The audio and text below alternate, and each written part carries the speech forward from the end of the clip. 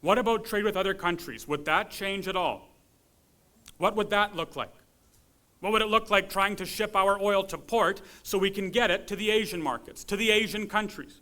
What about our beef and grain and so on? What exactly would that look like? Well, how would we negotiate those deals? I've just painted the picture for you. We would have control over our own trade with America. We could use that as leverage. If Canada won't play ball, fine, we'll approach the Americans and ask to use their port and make a deal there. Or if Canada, again, refuses to play ball or might just be trying to play hardball, we could enact those tools that we have, or would have, if we were independent, governing trade between the provinces.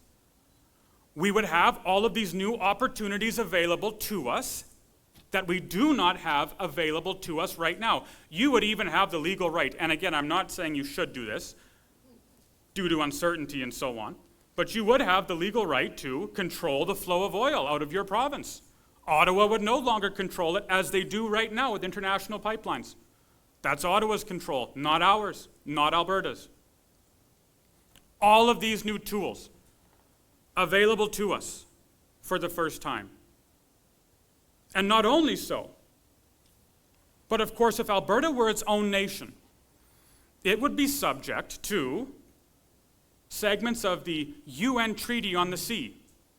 Here's what it says, for example. This is from UN Article 125. Landlocked countries, which is what Alberta would be, have the right of access to and from the sea. With our pipelines, we don't have that right of access right now, obviously.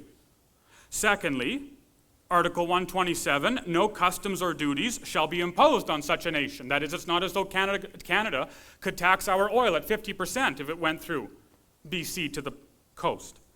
And finally, transit states, Canada, and landlocked states, Alberta, shall cooperate in the formulation of rules. It's not as though Canada would set the terms of the agreement.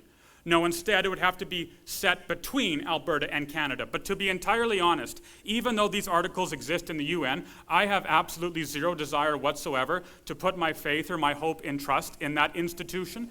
So I do not for one moment want to say